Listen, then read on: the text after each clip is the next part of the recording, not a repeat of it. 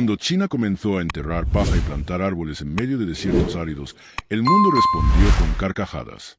Periodistas y científicos de todo el planeta estaban asombrados. ¿Cómo puedes cultivar algo donde apenas llueve? ¿Por qué gastar miles de millones en lo que muchos creían destinado al fracaso? Los desiertos de China, como el Taklamakan y el Gobi, se consideraban inconquistables. Las ciudades se asfixiaban por tormentas de arena.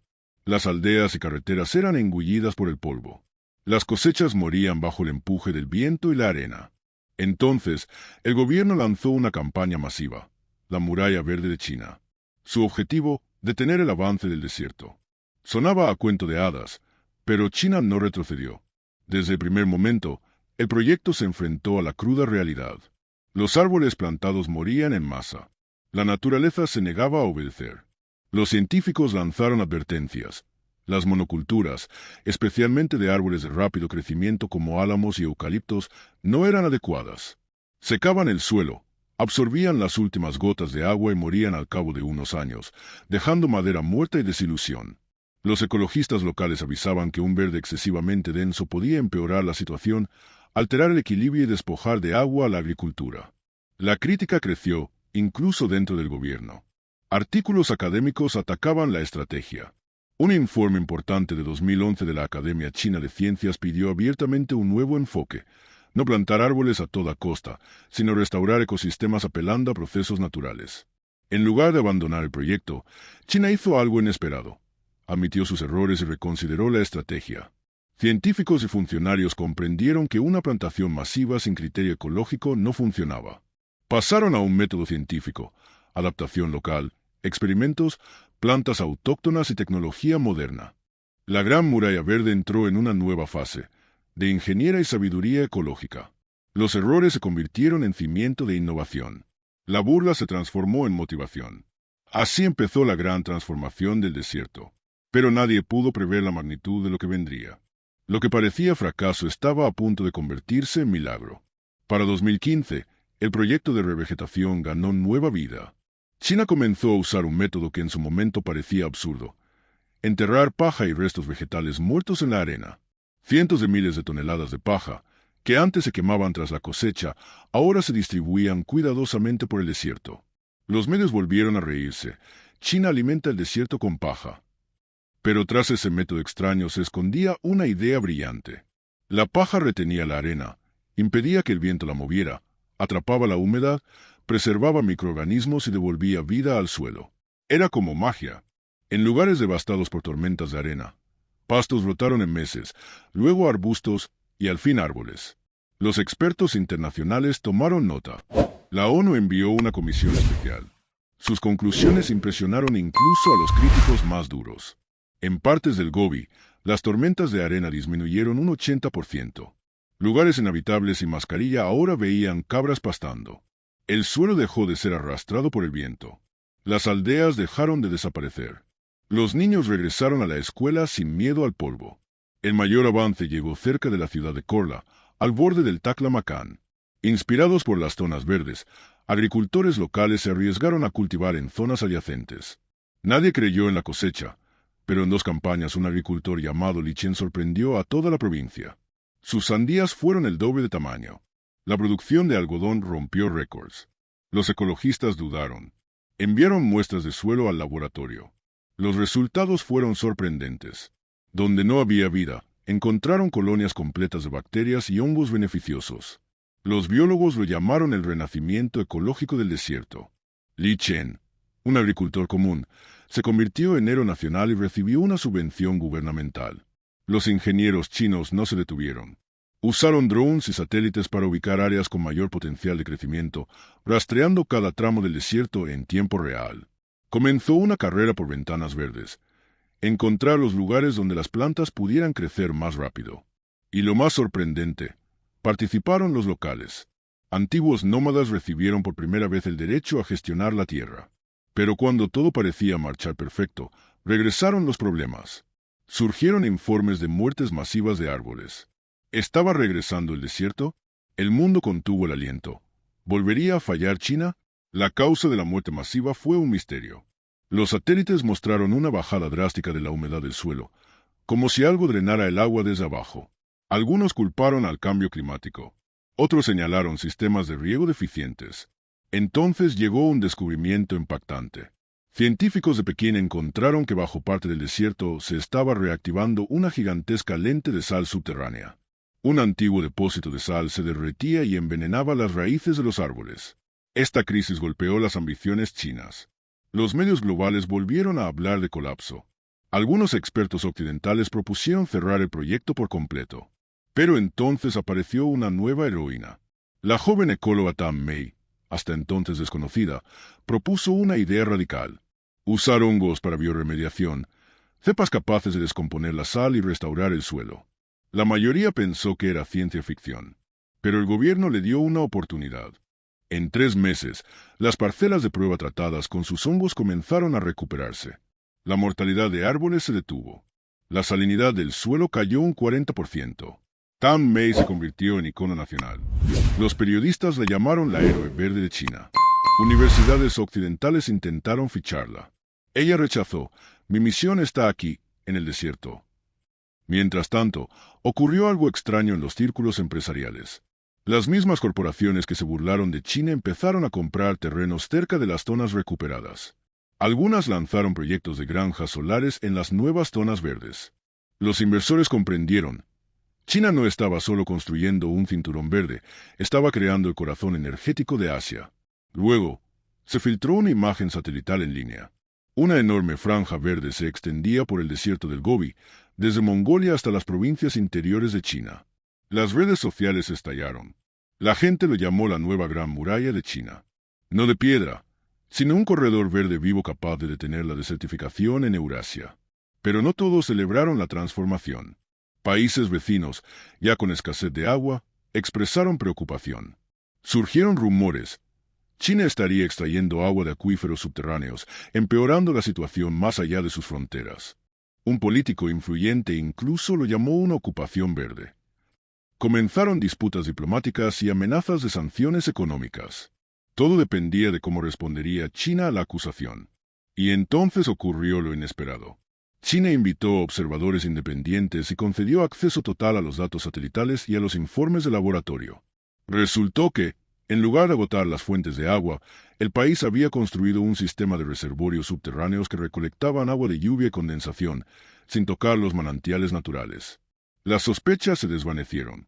Y cuando los periodistas descubrieron que el sistema había sido desarrollado en colaboración con científicos de Europa y África, incluso los críticos más duros admitieron: China había logrado lo que muchos soñaban, pero temían siquiera intentar. Pero mientras el mundo aplaudía, en lo más profundo del desierto, un dron patrulla detectó extraños picos de calor subterráneo. Lo que descubrirían pronto pondría en duda todo lo que la humanidad creía saber sobre el desierto del Gobi. Al principio, la anomalía en las imágenes satelitales parecía una simple falla térmica, nada fuera de lo común. Pero una semana después, los sensores registraron los mismos picos nuevamente. Se envió un equipo terrestre. Ni los ingenieros más experimentados estaban preparados para lo que encontraron. A poco más de 20 metros bajo la arena, se toparon con un sistema de túneles antiguos, claramente hecho por humanos. Los túneles estaban tallados en roca con una precisión increíble. Algunas paredes estaban cubiertas de símbolos y grabados nunca antes vistos por historiadores. Bajo el desierto del Gobi, al parecer, yacía una ciudad perdida. Quizás los restos de una civilización anterior incluso a la Gran Muralla China. Pero lo más asombroso fue lo que encontraron dentro. Los túneles mantenían una temperatura estable y una humedad tan alta que musgo crecía en las paredes.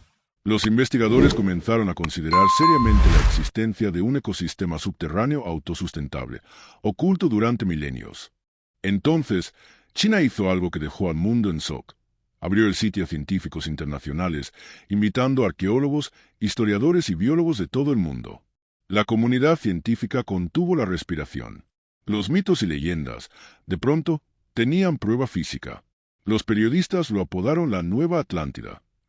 Lo que antes se consideraba un despilfarro, ahora convertía a China en guardián de uno de los descubrimientos más grandes del siglo. Pero las sorpresas no terminaron ahí. Durante la excavación, un investigador se perdió en los túneles.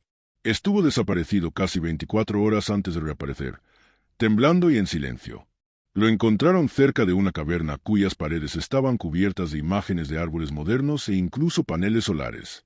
Nadie pudo explicar cómo una civilización de miles de años podría representar tecnología futura. Algunos dijeron que era coincidencia. Otros, que podría ser evidencia de contacto con una inteligencia desconocida.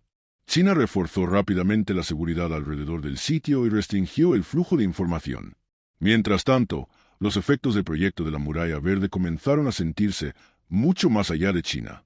Los niveles de polvo sobre Mongolia y el norte del país cayeron un 70%. La lluvia aumentó en regiones centrales. Las montañas comenzaron a retener humedad, creando condiciones para un nuevo clima. Aquellos que antes llamaban al proyecto una locura ahora rogaban por cooperación. Por primera vez en décadas, China ganó una forma poderosa, pero pacífica, de influencia, el poder suave del clima. Sin embargo, tras los elogios internacionales, crecía una inquietud. Un satélite registró extraños temblores en el suelo cerca del complejo subterráneo. Geofísicos sugirieron que crear una zona verde artificial y alterar la humedad subterránea podría haber activado antiguas fallas tectónicas. En el centro de la Muralla Verde, el suelo comenzó a elevarse. Algunos árboles murieron repentinamente, sin razón aparente. Mientras el mundo se enfocaba en la sensación arqueológica, se abrió un enorme sumidero en el borde norte del cinturón verde. Era tan profundo que ni los drones militares podían detectar el fondo. Las autoridades chinas declararon la zona restringida de inmediato. La gente comenzó a susurrar. ¿Y si el desierto no es solo un desierto, sino una tapa sobre algo mucho más antiguo y mucho más peligroso? Tras la aparición del gigantesco sumidero, aún imposible de medir con la tecnología más avanzada, el gobierno selló por completo la zona. Se cortaron las comunicaciones.